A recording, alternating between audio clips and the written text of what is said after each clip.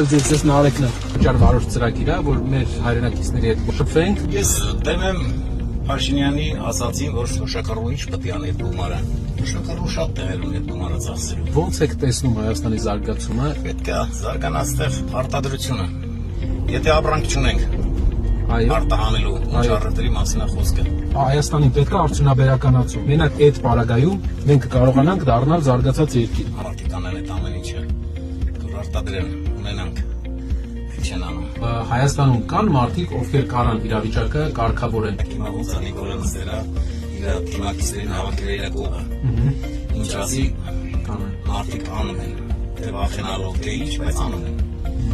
Հիմա դες մի հատ կիմել պետք է, որ ժողովրդի մասին արդեն մտածի։ Երկնաձոր ենք գնացել։ Ասում ենք, ձեր բերքում եք վաճառում,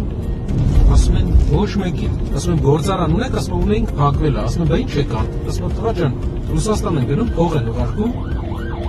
ապրում ենք։ Ինառաշարքը որ գյուղացուն դեռ չի տալի, գյուղացուն մինուսով է դուրս գալու։ Գիտեք որ դեպքում կաշխատի։ Եթե մրցակցություն լինի ու պետությունը սանդղակ Այո, այ մրցակցություն եթե լինի, այդ ուրիշ բան։ Մարդիկ գումար են ծախսում, հսկայական գումարներ են ծախսում, այդ ծառերը սրսկելը տարվա մեջ քանի անգամ են սրսկում, ջրին փող են տալի։ Մի շաբաթում պետքա վաճառի։ Դրա համար գալի ինչ գին ասում ես, ստիպված համաձայնում։ Եթե մնաց ապրանք կչանալու է բնական, ապան չկա մի խոսքով։